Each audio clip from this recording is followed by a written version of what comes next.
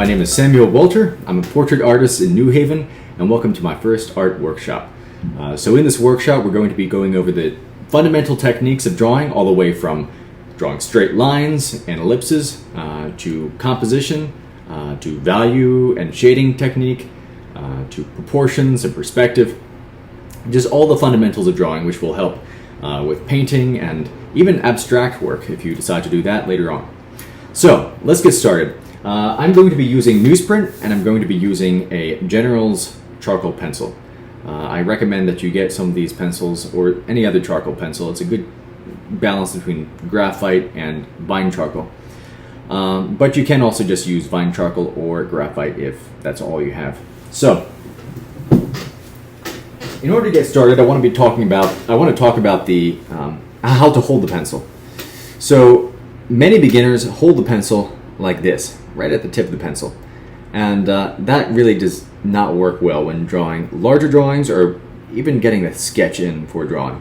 What happens is that the line gets very dark and it gets rather shaky, and because when you're drawing like this, often you're using just your wrist and your fingers rather than using your full arm. So I recommend holding the pencil a little bit more like this, so farther away from the tip. You can also hold your pencil like this, so that your second finger or pinky touches the paper. One tip is that you do not want your palm to be touching the paper. Not only will the oils from your hand get on the paper, and that decays the paper and makes it turn brown, but also it will smudge your drawing, which is a bit of a disaster. So I usually either put the nail of my second finger or the nail of my pinky on the paper when I draw.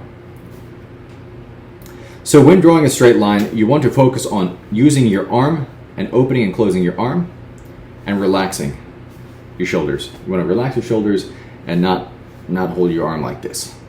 Okay? And you don't want to be using your fingers or wrist. So let's get started. I'm just going to draw about 5 horizontal lines, and then I'm going to draw 5 vertical lines. And this is just a good warm-up to do every day. Later on, in the workshop, we're still going to be going over these straight lines.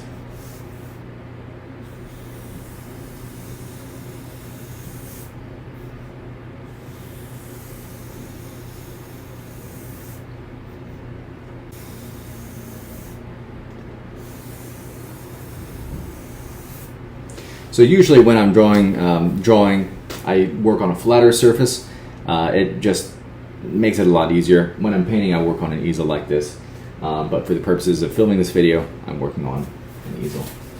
So here are some horizontal lines, and then you can draw the vertical lines. I like to draw the vertical lines not like this, but this way. Either way is fine, just as long as you're using your full arm like this and not like this. So here's an example of holding the pencil at the tip.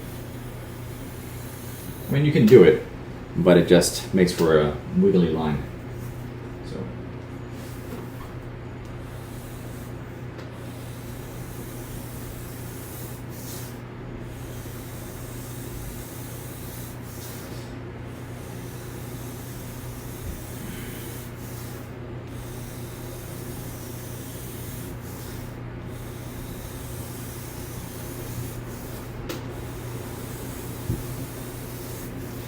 This can actually be quite fun later on, just trying to create these straight lines. Making a grid like this.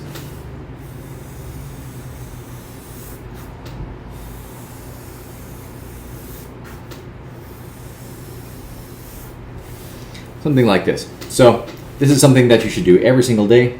It will really help your technique. Now we'll flip the paper over, and I'll show you how to do ellipses and circles.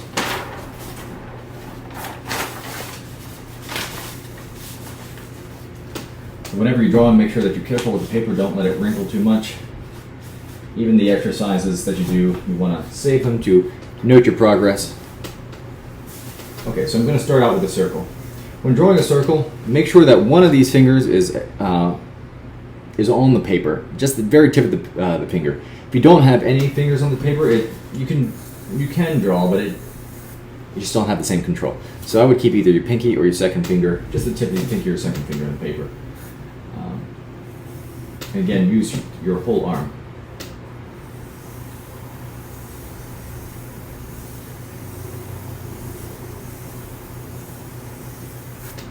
Okay, so that's example of a circle.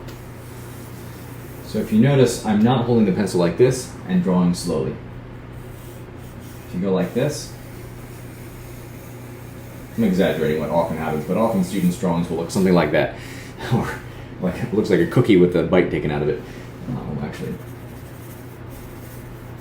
chocolate chip cookie. So that's what it ends up looking like. You want to make sure that you're using your whole arm like this, not like this. Okay, I'll draw another circle. Just relax. As you're doing this, you should breathe in and out. If you hold your breath, you'll get very tense. Your shoulders will get tense like this, and then it's impossible to draw straight or draw around the circle.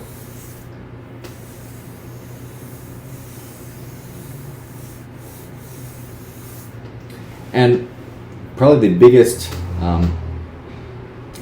thing to watch out for is not pressing in too much on these, because you're not going to get the circle perfect in the first go around, and so you have to go over and over about 3 or 4 times in order to actually start getting the more accurate circular shape.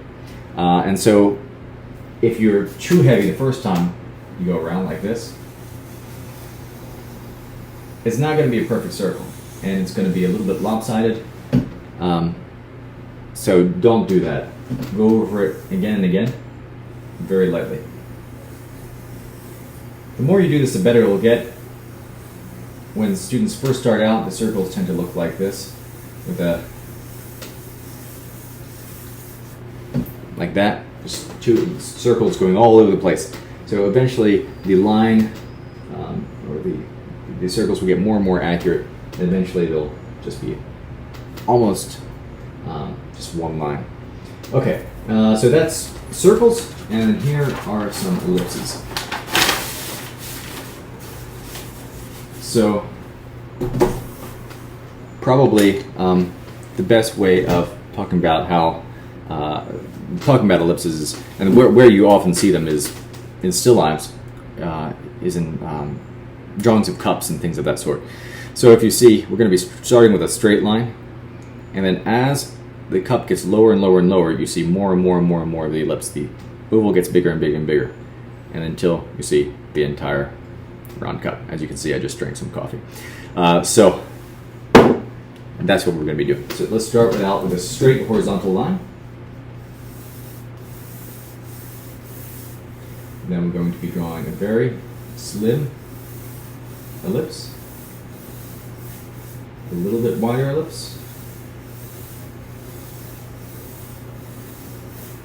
a little bit wider, a little bit wider, even wider,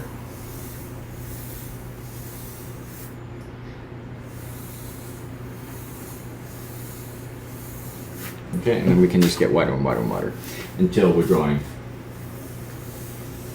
full circle like this. Okay. So later on, when we're talking about proportions, we're going to go over in a little bit more depth the importance of measuring these ellipses. One thing I will mention is that the ellipses, it's really important when drawing ellipses to make sure that they're level. So that if there's a cup, for instance, that is on a flat surface, this line through the thickest part of the ellipse should be completely level with all the other horizontal lines. You don't want the cup to be dancing off the table, okay? So often in student drawings, they'll draw a cup. It looks like this. Let's just draw a teacup like this. And the table will be, the straight line on the table will be here, but the ellipse is going to be curved to the side. If I draw a line, straight line, horizontal line through the widest part of the ellipse, it's going to be crooked, and that makes it look like the cup is dancing. which makes for a very fun drawing. The dancing teacup is kind of fun, but it's not very accurate. Okay, and so make sure that the line through the thickest part of the ellipse is parallel to all the other horizontal lines in the drawing. I'll actually show you an example of a still life I did, actually several examples where that is true. So right here, there's a horizontal line right here at the bottom of the table.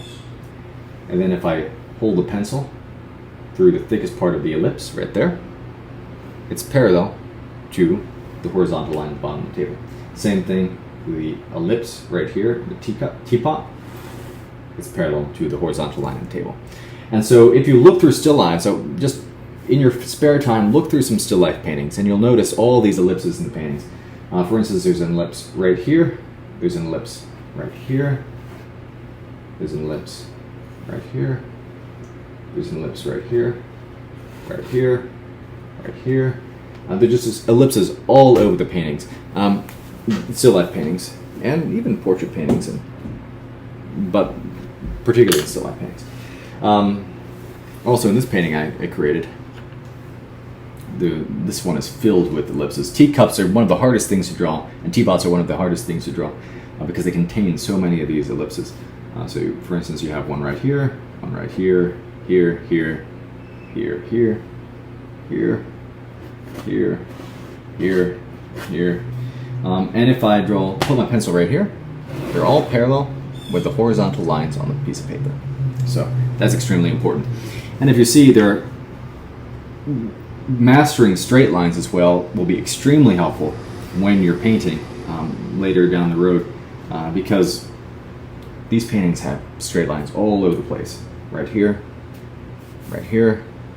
this tea bag, this plate has a straight line, and even, especially when you're doing abstract work, like pretty recently I did this copy of a Kandinsky painting, and this, if you don't know how to do straight lines and circles, will be a little bit of a headache. So this really came in handy to know my straight lines and circles when I did this one.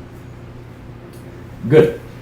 So here are the basics for drawing ellipses and lines, and if you have any questions, you can email me at samuelcwalter@gmail.com and just ask me some questions to clarify any things that you did not understand.